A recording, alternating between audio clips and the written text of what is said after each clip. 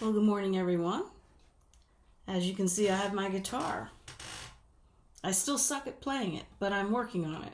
And I was going to make a talking video today, but I realized that the topic that I wanted to address, I've already written about. I wrote about it yesterday.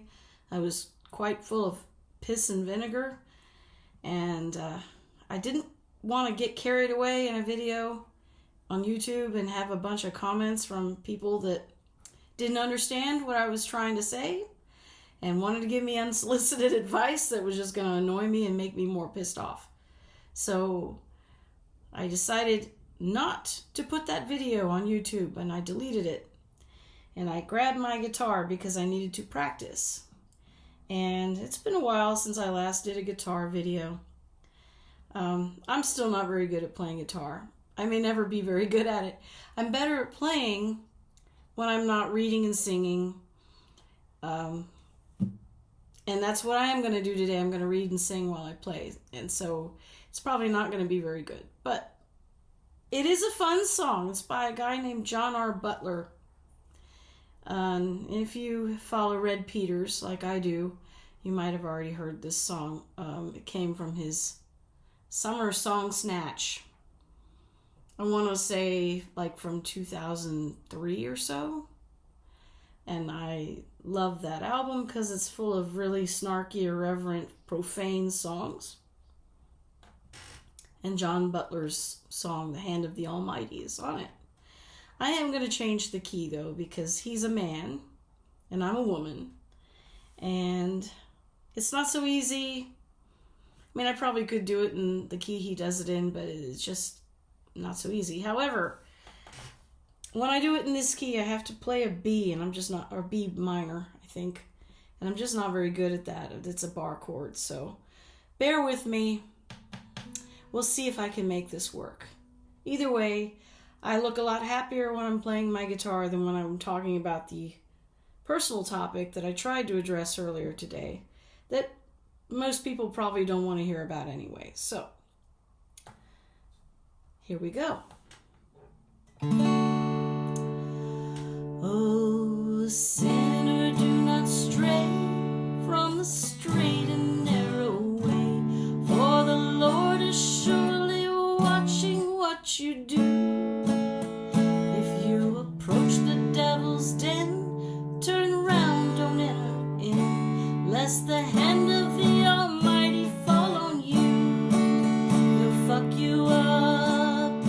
Yes, God will fuck you up if you dare to disobey his stern command. He'll fuck you up. Don't you know he'll fuck you up? So you better do some praying while you can. Long ago, a man named Lot had a wife he thought was hot, but she could not stop her black and sinful ways. You know it was her own damn fault when God turned that bitch to salt. That's the way he used to work back in those days. He fucked him up. He really fucked him up. When the people went and turned their backs on him, he can fuck you up. No shit, he'll fuck you up. Just like he fucked the people up back then. I used to have a friend named Ray who walked that evil way. He cursed and drank and broke. Oops. I'm gonna get this. Broke his neighbor's fence. You know, Ray was full aware that some sheep were over there, and he knew them in the biblical sense. I fucked him up. He went and fucked Ray up, went and paid him back for all his wicked sins. He fucked him up. Fucked that boy completely up. Now he's married to a Presbyterian. Well, that's close enough, you know, and my fingers hurt. By the way, I was raised Presbyterian, and we are a rather fun lot.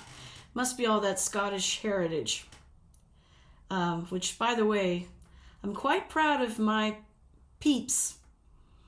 My, I would say most of my ancestry, not most, but quite a big part of my ancestry is Scotland. and England, but mainly Scotland, more Scotland than England. And every time I go to Scotland, even though bad things usually happen when I'm there, seriously, the first time I went, we found out that our dog McGregor was dying. The second time I went, I got a stomach virus while I was having my period, which was not fun. The third time, I got a really bad cold and came back to our landlady tearing up our driveway and being a complete psycho to us. And then the fourth time, not only did I find out that our dog Zane was dying not long after, but one of the tour guides got drunk and humiliated Bill, who was wearing a kilt.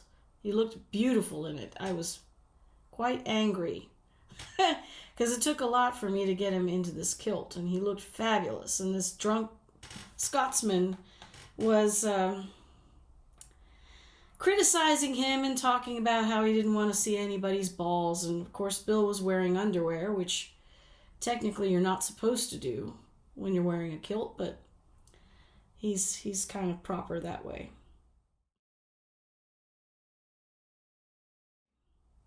Anyway, but I do love the Scots, and every time I go there, I have a good time, and I enjoy their wit and humor. And for all I know, John R. Butler, I believe he's from Florida. He may be of a Scottish descent too. He's quite witty. I'm going to have to go see if I can find any more of his songs. I can do better with this when I'm not trying to sing and read at the same time and be on camera.